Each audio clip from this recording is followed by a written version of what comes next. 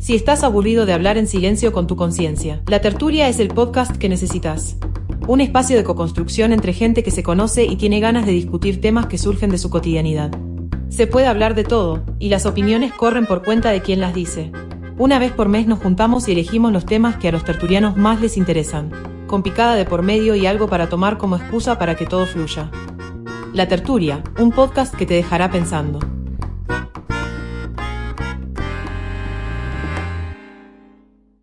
Cada vez es más y más común que alguien de nuestro entorno cercano se lo diagnostique con trastornos como la ansiedad, depresión, TDA, entre tantos otros. ¿Es esto una mágica coincidencia temporal o acaso se trata de algo más profundo? ¿No hay algo más estructural que nos trasciende a todos y nos atraviesa a la vez? En un mundo donde todo nos estimula, donde la palabra productividad se hace cada vez más fuerte y nos confina a seguir determinados mandatos o patrones de conducta que nos permitan adaptarnos a la sociedad que nos rodea, nos empezamos a preguntar entonces, ¿qué tan bien está adaptarnos a una sociedad mentalmente enferma? ¿Hay que seguir cuidando la chacrita y ya está? ¿O hay que empezar a estudiarlo, entenderlo y atacarlo de forma colectiva? Hoy en La Tertulia debatimos sobre salud mental, problema de muchos, privilegio de unos pocos. Hoy se está cuestionando hasta el término salud mental porque es como muy disociativo, ¿no? Sí. Si a vos te pasa algo en el cuerpo, algo te genera en el psiquismo, y si estás mal en algo, te tiene angustiado, generalmente también tiene repercusiones en el cuerpo. Pero bueno, más allá de eso, también una de las cosas que se empieza a cuestionar es que si la salud mental es algo realmente individual, que se diagnostica, se medica y se soluciona de esa forma, o si hay determinantes sociales y hay temas que son como más colectivos. Y si realmente esto tiene que ver con lo que decían las chiquilinas de esta sociedad que es muy individualista, la salud mental es problema de cada uno de nosotros por separado, o todos tenemos algo que ver, o por lo menos algo que podemos hacer respecto a los otros. Ese era un poco el perfil. ¿Hay alguna definición tipo científica de qué es la salud mental? Porque yo siento como que muchas veces se usa el concepto salud mental para cosas que capaz que no estoy segura que estén hablando de eso específicamente. La Organización Mundial de la Salud ya en general, cuando definió la salud, lo tomó como algo más que ausencia de enfermedad, como un estado de bienestar y realización personal. En salud mental, lo que se habla es como de un cierto equilibrio que te permita adaptativo. Ahora, adaptarte a una sociedad enferma sería el otro cuestionamiento. Claro, por ¿Qué eso. tan saludable es, no? Y hay autores, acá por eso hay mucha discrepancia. Hay un autor que decía que, bueno, según la cultura, el concepto de salud mental es diferente. Lo que acá capaz que nosotros en este tipo está re mirado, capaz que en una cultura indígena era el brujo de la tribu y era el genio. Claro. ¿Viste? Aquí va todo el mundo. Entonces no hay una sola definición. Lo que sí ha pasado, que eso es una tendencia más americana que ha generado mucho manual, que también frente a cualquier malestar que tengan las personas, son susceptibles de etiquetarla, ponerlo como una patología y medicarlo. Claro. ¿Tá? Y eso en los DSM-4 2005, que son un manual de psiquiatría, cada vez te agregan más cosas. Entonces, si vos te vas al manual, creo que no se salva nadie. Claro. Porque cualquier cosa que te pueda pasar, te lo etiqueta, estás jodido y está ahí en el libro. Pero no deja de ser una arbitrariedad, ¿no? Claro. Antes la homosexualidad. Claro. Claro, culturalmente las cosas que pueden considerarse enfermedad van variando según quien lo escriba. ¿Y tu punto actual o sea, te posicionaste en esa pregunta desde dónde? A ver, yo me posiciono porque es algo que en realidad me preocupa, porque hasta con los niños pasa que los están etiquetando y no consideras que si viven en un ambiente que es violento, que pasan cosas, es la respuesta más normal que puede tener un gurí. Y como lo digo con los niños, lo digo con muchos adultos, ¿no? Entonces me preocupa que todo quede puesto en las personas y no en lo que está pasando más a nivel social. Que bueno, además de eso hay una industria farmacéutica que también... Hay intereses. Es que hay algo raro, o sea, yo de mi grupo de entorno cercano, tengo mucha gente que tuvo que recurrir a un psiquiatra que están medicados con antidepresivos, ansiolíticos. Es como cada vez más. Capaz que se habla más de eso también. Se conoce más del tema mental porque obviamente se estudia más. Cuando visualizás un evento, normalmente tenés como que te sube la estadística de la profesor porque antes no se veía. Yo lo decía. Con el abuso y el abuso. Claro, no es que ahora haya más, y puede ser que haya más, pero hay una parte, un pico de la gráfica que es la cantidad de gente no decía nada. Se conoce más, pero se fabrica más también enfermedad. Porque, por ejemplo, ahora vos en un duelo, ¿no? Volviendo a las cosas que hoy hablaba, estás triste. En Estados Unidos, dentro de ese manual que yo te digo, si de un mes, si al mes de haber tenido una pérdida importante seguís triste, ya te catalogan como que eso es patológico. Y te medican, bueno, pero a eso voy. A ver, nosotros trabajamos en primera instancia, ¿verdad? Y hay un sobrediagnóstico de niños de espectro autístico. Y en realidad, el tema es que los gurises les dan desde chiquitos pantallas, no interactúan con ellos, y los niños dejan de buscar la mirada de un adulto. Y no aprenden el lenguaje. Entonces vos decís, bueno, sí, si vos agarras el checklist, hay una causa no más mira, no profunda. cosa, Claro. pero vos decís, pero a ver, no es que el niño nació así. Cuando ves las condiciones en que está siendo criado, decís, bueno, esto es lo que está pasando. Ataques de pánico. Sí, un montón. ¿No? Todo el mundo. Proliferan. Claro. ¿Por qué? ¿Por qué? ¿Por qué creen ustedes que proliferan los ataques de pánico? Porque la gente está más chapita. No, más débil, de manera canaria. Más débil. Además de más débil, esta sociedad Es un mundo complejo en el que es un mundo más complejo. Básicamente, si el ser que está en cuestión no se adapta a una realidad que es la sociedad a la que supuestamente todos nos estamos adaptando, él no se puede adaptar, entonces lo encaminamos para adaptarse y ser parte de este sistema que no estaba haciendo de alguna manera. O sea, yo visualizo de que se diagnostica más. Está bien, puede ser un tema de información, pero también puede ser un tema de... La pandemia también. Exacto. Me parece que las condiciones sociales determinan formas de estar en el mundo, ¿no? Pero hay otros dispositivos que están funcionando todo el tiempo y eso generan enfermedad y generan salud y es como todo el mismo tiempo, ¿no? Y al mismo tiempo el mundo genera qué es enfermedad y qué es salud, como que está como este interjuego, me parece, llevándolo un poco más a lo actual. En la pandemia hubieron mucho más ansiedades, ataques de pánico, hubieron como otras cuestiones porque las condiciones sociales nos llevaban a determinadas cuestiones. ¿Por qué? Porque interactuábamos menos, porque estábamos encerrados, como reservado a eso porque nos habilita como pensar cuáles son las formas de vida que estamos teniendo, que estamos produciendo, TDAH, ansiedad, depresión.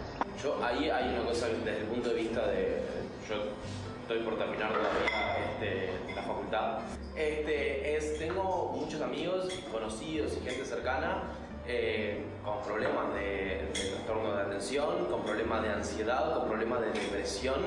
Y hay mucha cosa que si bien no está, o sea, no está certificado por un médico, por un psicólogo, un psiquiatra, pero para mí está asociado a, y es otro tema que vamos a hablar, que es el manejo de la frustración, es la presión que hay desde la sociedad y de nuestros padres a tener que tener un título.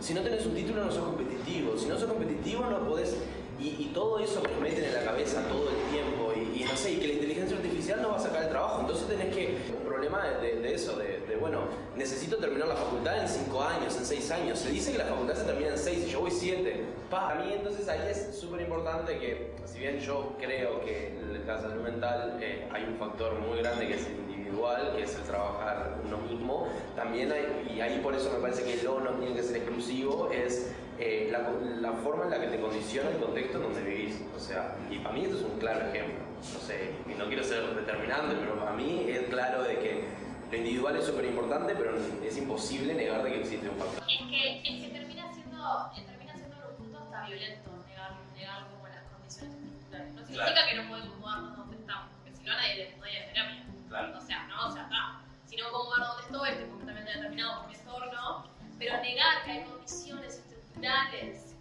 que operan en mí es re violento porque me hace como esto tener que hacerme cargo de mi vida y tú puedes con todo, ¿no? Y justo hoy una docente nos comentaba, UCC es un programa, contigo es un programa que trabaja a nivel de primera infancia y con las madres. desde UCC están mandando un mensaje de madres, por WhatsApp, ¿no? Madres, si tú quieres, puedes. Madres, mujeres en situación de vulnerabilidad social y económica, ¿no? Qué fuerte, ¿no? Entonces, si vos no podés ejercer una maternidad de determinada manera es porque vos no querés. La negativa. Es una pregunta fácil y trivial. Somos seres sociales, somos sistemas abiertos, no es imposible que sea solo individual. Creo que la pregunta no es como para responderla sí o no, sino que como para generar, porque sí, estoy de acuerdo contigo, que no quiero ser determinante, pero para mí no hay otra. Claro, porque en realidad hay hasta determinado punto que va a ser individual. Igual yo entiendo el punto de si no se empieza a mirar como una forma colectiva, aunque yo resuelva lo mío individual, voy a estar siempre en ese sistema que me va a obligar a hacer de vuelta eso, a estar etiquetado, es como un ciclo, o sea, si no lo empezamos a mirar como, bueno, realmente estamos teniendo un problema y hay que tomar determinadas medidas para hacernos cargo, vamos a vivir siempre en esa realidad individual que además está plagada de privilegios. Yo puedo ir a terapia y puedo pagar ir a una psicóloga todas las semanas y poder consultar a un psiquiatra. A ver, pero yo cuando hice la pregunta de lo colectivo, porque parece una obviedad, pero sin embargo nos seguimos comportando como que sí, es individualista. Lo que él contaba, ¿no? De la facultad, hay una cantidad de compañeros que están viviendo lo mismo. Sin embargo, no hay un movimiento que genere decir, che, estamos viviendo todo lo mismo, sentémonos a pensar qué nos está pasando, bajémosle, pero tanto este espacio que hizo avanzando. Claro. Porque a mí me parece empezar a hablar es algo. Me parece que estos son, empezar a hablar de todos estos temas y de las cosas que pasan, para mí tiene un valor en la salud mental, aunque no fuera el objetivo de él. Pero bueno, tiene que ver con esto, no es que solamente una cuestión teórica, es individual o colectivo, es colectivo. ¿Cómo lo reflejas en tu vida, que claro. Es un tema colectivo? Por eso te decía cómo se hace, ¿Cómo se refleja? No, Vos claro. ahí, por ejemplo, pusiste un ejemplo de colectivos organizados. Yo creo que los colectivos son organizados cuando se empiezan a organizar. Si tenés un problema en común, claro, está buenísimo poder reunirte, ver. Yo voy a ir a algo más concreto y va en la línea de lo que planteabas tú. En la línea de primera infancia, ¿no? Decís, todas las madres tenemos que dar de mamá, de dar tetas a los 2 años de vida, ¿no? No sé. En temas de crianza, que nadie tiene la guía. El reunirnos a pensar en cómo criamos y que yo pueda decir, bueno, yo de lo que vos decís, yo escucho lo que vos decís y tomo mi propia decisión en función de lo que a mí me parece. No es una forma de organización donde no necesitas tener, o sea, lo que yo siento que hay que hacerlo más grande y ahí claro. Es cuando me pierdo, que digo, ¿cómo hacer para llegar? Planteo como esto, que era lo que ella decía, o sea, ya con ponerse a discutir temas que a todos nos pasa en la vida cotidiana, ya es contribuir con eso. O sea, ya es ir a lo colectivo, ya es consultar con otros, poner en reflexión, poner en charla y estar dispuesto a tener la mirada del otro. Para mí ahí ya es un paso, como que es terrible paso para poder cuestionar lo que nos estaba pasando, ¿no? Y esto de el sistema en el que vivimos, y no es un sistema un poco enfermo, porque si de cuántos amigos que tenemos, 8 están medicados, 8, y lo que ella decía de la medicalización general en los niños, que es un viaje como esto, se invisibiliza un poco la infancia y el contexto que está viviendo la persona, no importa, como hay un manual que nos dice los checks que tenemos que cubrir para poder darle solución con una medicación. Listo, los chequeo, no me importa su contexto, no entiendo de dónde salen esas cosas. Nunca soluciona el problema. Eso, nunca vamos a la raíz del problema, voy a tapar los síntomas con una medicación. O sea, no logro entender de dónde nace eso que está sucediendo. ¿Está? Eso es como sacarlo del lugar con el que se relaciona, como si el entorno no afectara incluso de dónde nace y qué puedo hacer con lo que me está sucediendo, ¿no? Como la dimensión de acción, ¿no? ¿Qué puedo hacer con esto que me está pasando, ¿no? ¿Cuáles son mis posibilidades? Las posibilidades de todos no son iguales. También hay un problema capaz que no es necesario medicar. O sea, hay otras herramientas para que se pueden utilizar para no tener que medicar a la persona cuando sabemos que hay psicofármacos que generan dependencia. Yo soy del interior, médicos generales que no son psiquiatras, dando recetas de psicofármacos que son altamente adictivos a la red, sin una consulta con un psiquiatra, sin un seguimiento sobre el tratamiento que se está haciendo. No hay seguimiento. Es simplemente no puedo dormir, bueno, tomate el espera y van a dar. Estoy pensando al hijo de que un niño está atravesando un duelo y al medio medicado. Ahí yo quedé como impactada con esa información, pensando en que como sociedad que nos estamos vendiendo como que tenemos que estar bien todo el tiempo. Pasa que si no estás bien no sos productivo. Eso. Hay un filósofo que se llama Byung-Chul Han, es coreano, que es muy bueno, pero habla como de la sociedad del rendimiento, ¿no? Como hay una exigencia por el rendimiento. Estoy pensando en esto, sociedad colectiva, no venía pensando en enfermedades mentales tipo la demencia o el Alzheimer, ese tipo de cosas, ¿no? Y venía pensando en que vos tiene que ver con lo colectivo, tiene que ver con la familia, por ejemplo, y para mí está por sentado. Pero si estuviera dado por sentado, debería haber políticas sensibles. Claro, pero o sea, hay una falta total. Hay una falencia. O sea, y hay muchos doctores que se plantean el tema de la locura o la demencia, ¿por qué tenemos que tratarlo como algo que está fuera de lo normal cuando en realidad somos nosotros que no entendimos a esa persona en vez de se para arriba de la mesa, por ejemplo, ¿no? Y le pasaba con un compañero de clase que era hiperactivo. Ese el loco estábamos hablando, pleno teórico, se subía arriba de una silla y empezaba tipo a gritar y levantar las manos. Y al inicio lo odiábamos, no entendíamos qué le pasaba. Y después cuando se entraron a interiorizar con él, entendieron que era parte, o sea que era algo que lo excedía y que no lo podía evitar. Pero eso no quitaba que tuviera una vida sumamente funcional, ¿no? Yo lo que quiero también discutir es qué puedo hacer yo para ayudar al otro. Y yo me pensé como estando en situaciones en las cuales estuve en el lugar de amiga y que no supe cómo acompañar tampoco con él, ¿no? Y es como que, claro, o sea, obviamente hice lo mejor que pude con la herramienta que tenía, claro. Pero y puedo entender que la otra persona se sienta enojada conmigo o dolida o lo que fuese, porque yo no supe cómo acompañar. Hay una dimensión que me parece como re importante en eso y que he aprendido muy de grande, como esto de preguntar, ¿cómo te puedo? No hay una manera de acompañar. Pero a veces el otro no sabe tampoco cómo le puedes acompañar. Bueno, pero ya el simple hecho de la pregunta ya abre cosas. Sí, me ha parecido como muy interesante porque no solemos preguntarlo. Nunca nadie me preguntó cómo quería yo que me acompañaran en este duelo. Y yo nunca capaz que me lo había preguntado.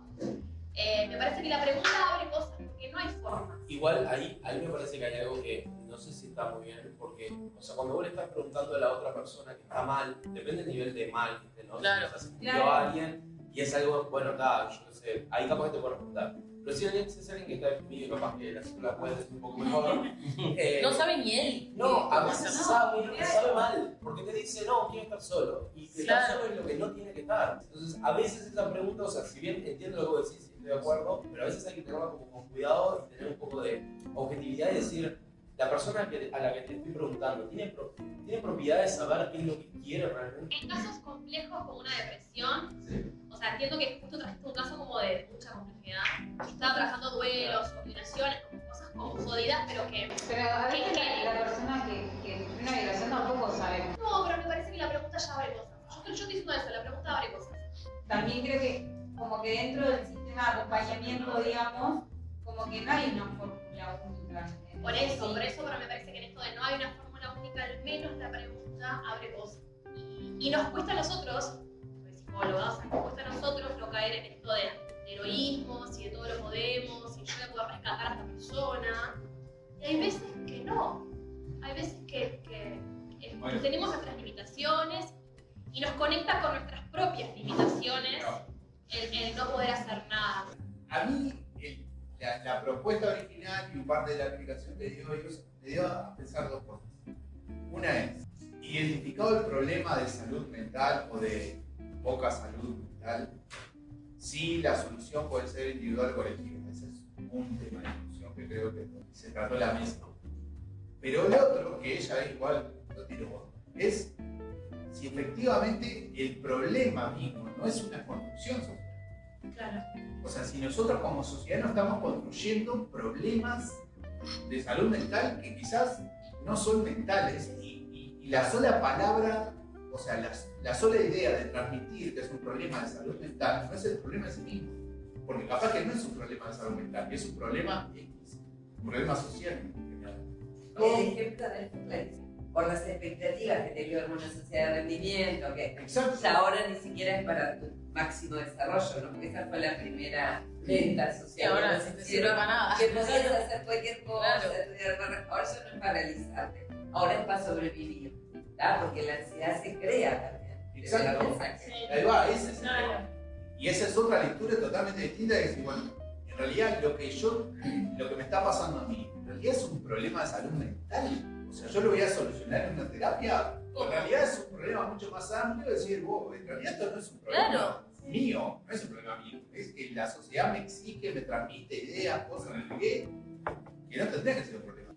Siguiendo lo tuyo y respecto a lo que decía Gonzalo, que hacemos como sociedad, para mí es dejar de inventarnos problemas que son de salud mental y capaz que no son salud mental, y es aceptar decir, estás mal, estoy ansioso, estoy frustrado porque perdí un examen, y capaz que no porque perdí un examen tengo que estar medicado. Capaz que como sociedad plantearnos eso pero eso es muy difícil. O sea, imagínate eso en personas tan chicas como pero ella traía para de mí niño. lo que pasa es que en el caso de los niños, el tema es cómo los que están con los niños. Claro, son vos. Pueden hacerse cargo de decir, el nene está que camina por las paredes, pero no lo voy a llevar al psiquiatra, porque en realidad hubo una balacera en el barrio. Está bien que camine por las paredes, es normal con lo que está viviendo. ¿Cómo hago yo para que no viva esas cosas? ¿Cómo lo contengo? ¿Se entiende? Pero yo digo, estoy deprimida, me duele el pecho, y porque se falleció alguien. Y sí, te va a doler, llorá. Pero nuestra generación tiene como un nivel de frustración demasiado bajo. Para mí son las herramientas con las que uno crece, cómo se enfrenta a determinadas situaciones. Yo entiendo que uno puede ver un determinado problema, capaz para vos no es un problema que te implique mucho en tu vida, capaz que para otro, con las herramientas que tiene, con las que se crió, que ese problema es un desafío tal, que le provoca una ansiedad tal, que le provoca un ataque de pánico, y eso se siente en el cuerpo. No creo que haya tampoco que como sacarle el foco a que eso también sucede. La ansiedad sí existe, o sea que no es lo mismo que una persona que le exigen, por ejemplo el ejemplo que puso él, que le exigen que rinda la facultad, en la presión que va a tener cuando va a rendir un examen, una persona que no le exigen que rinda la facultad. Y si bien está bueno como no generalizar, es esto, pensar que a todos nos pasa diferente y no todos vamos a reaccionar de la misma manera, ni a los medicamentos, ni a nada. O sea, son formas. Me quedé pensando en lo que dijiste de que la generación de ustedes... Un poco me hace ruido las cosas más mundanas de la vida no han cambiado mucho. Todos hacemos lo mismo que las generaciones anteriores, y las generaciones anteriores vivían igual y se sentía que vivían felices, como que afrontaban ese tipo de cosas, los duelos y eso de otra forma. También lo veo como que nosotros somos un poco más conscientes generacionalmente de que hay que atender determinadas cosas. Yo que soy de otra generación, es muy diferente a lo que ustedes.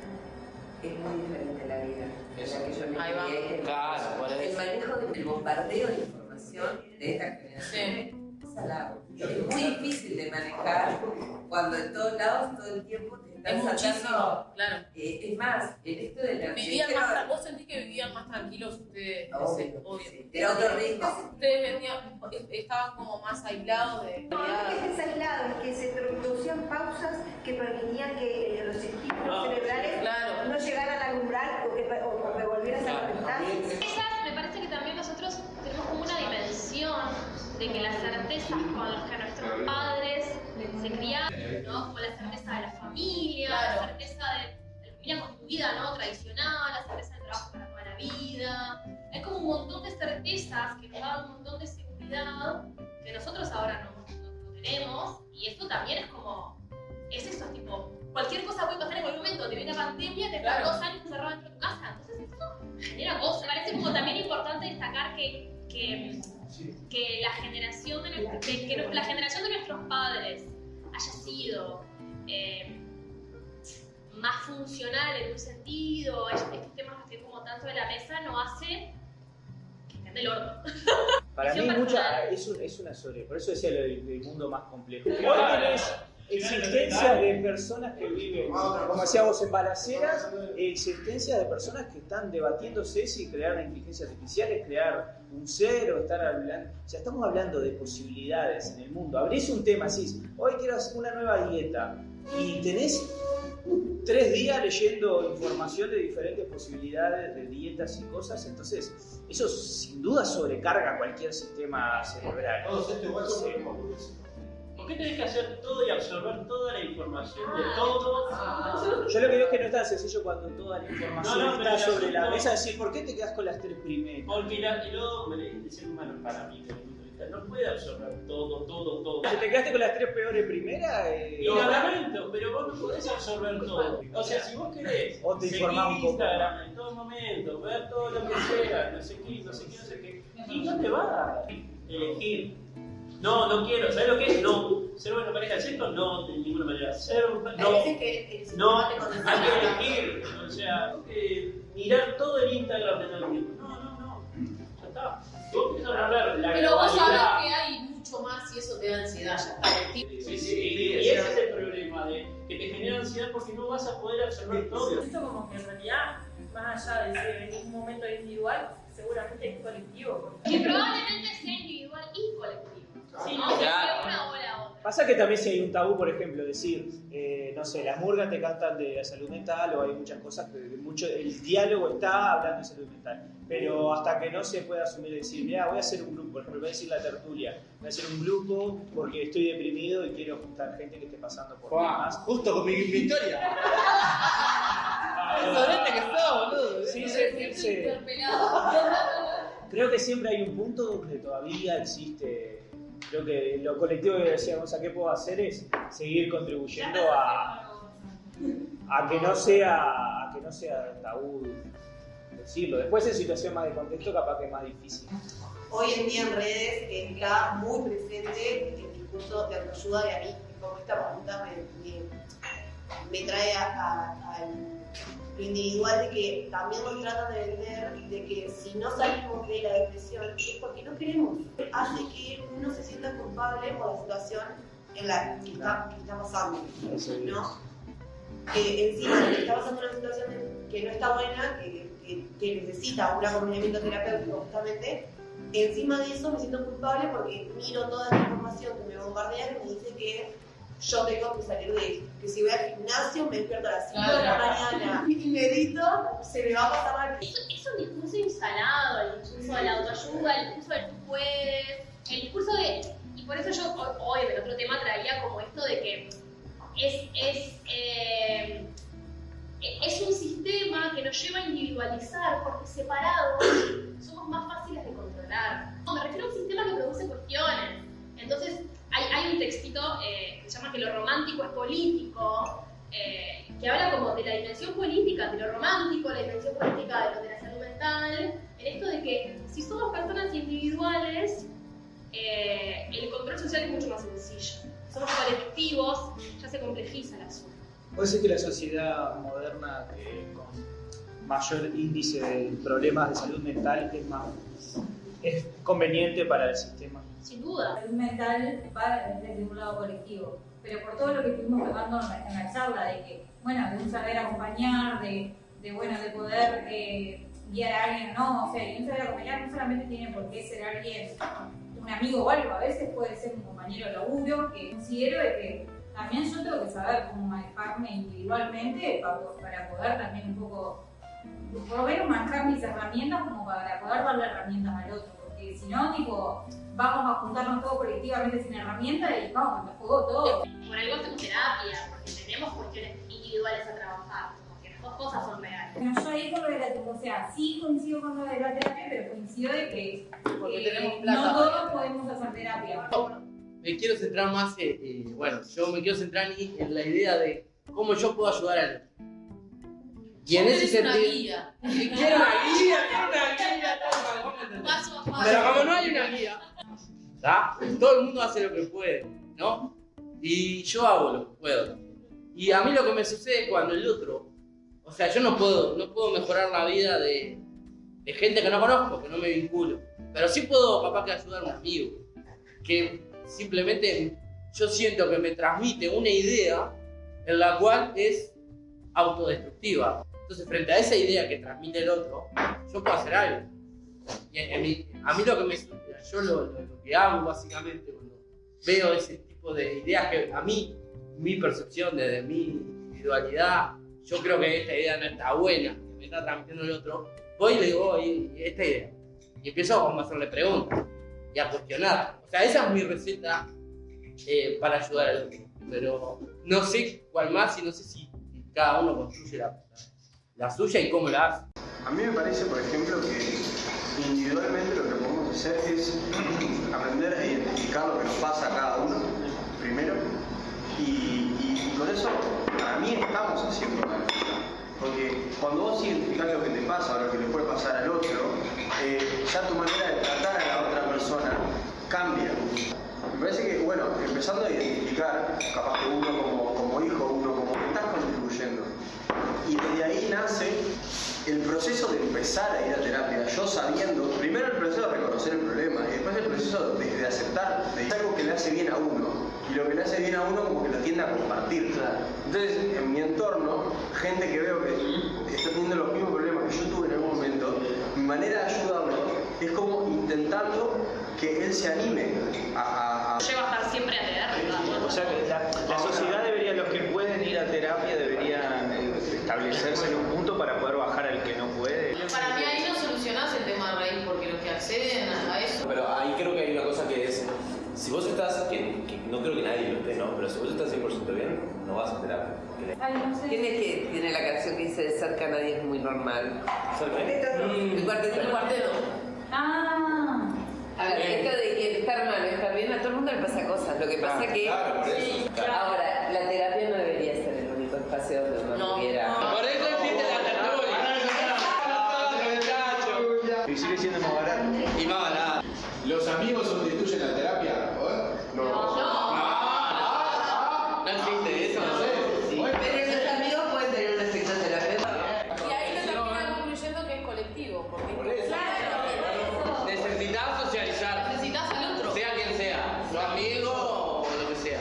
Y contar tus problemas. Distintas perspectivas te dan flexibilidad cognitiva y si tenés más flexibilidad porque integraste más perspectivas tenés más capacidad de adaptación. Yo creo que si vos vas solo, o sea, yo tengo un problema o tengo algo, como decían por allá, algo a tratar nada más y voy solo a terapia y no tengo un amigo, no tengo un familiar, alguien con quien hablarlo, no tengo... No, pero a veces puedes tener amigos y conozco gente que pasa, que tiene amigos, pero no tiene esos amigos con los que te sentás a hablar de las personas. No tiene amigos terapeutas. Es colectivo desde el punto de vista de que vos te estuviste en relación a otro. Ya. Claro.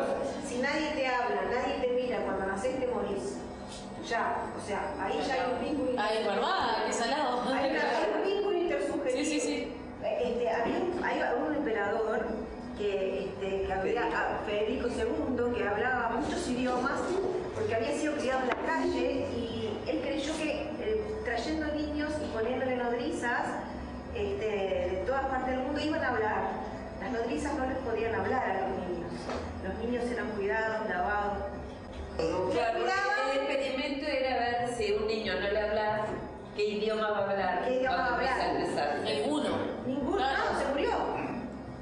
Lo lavás, lo planchás, lo cuidás, lo alimentás, no le hablás. Ya sos intersubjetivo desde que nacés. Sí, tener a otro te da la perspectiva de los problemas. En el ejemplo bueno, a ver, yo doy la teta 6 años, doy la teta 2 años, intercambio contigo. Yo me hago mi propia opinión. Es movilidad cognitiva. Claro.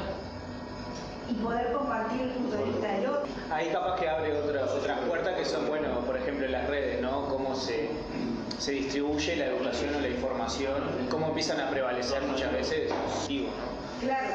Lo que pasa es que en las redes, lo que pasa es que es la teoría del consejo. Claro. No es lo mismo que un intercambio como fue. Ustedes, por ejemplo, hoy no se van a ir todos transformados porque no se van igual que como vinieron. Borracho seguro. De lo que estamos hablando ahora, justamente está la respuesta, o sea, esto es... Ahí nace como la oportunidad desde nosotros de poder vincularnos con nosotros de otra manera, donde podamos generar reflexionar, se pueda poner a debatir y no sentir capaz juzgado o condicionado por lo que uno está diciendo. Y después me parece que esa sola discusión, pero más en lo colectivo, ponerlo en la agenda y militar porque se hable, porque se haga algo realmente. Desde el 24 de agosto del 2017 existe en Uruguay la Ley de Salud Mental, la ley número 19.529. Si te sentís mal o conoces a alguien quien esté atravesando un problema de salud mental y pueda implicar un riesgo para su integridad, existen líneas de ayuda a las que puedes recurrir. En Uruguay puedes acceder a líneas de prevención de suicidios a través de los teléfonos gratuitos 0800 0767 o asterisco 0767 desde tu celular. La salud mental es un problema de todos y es tu derecho.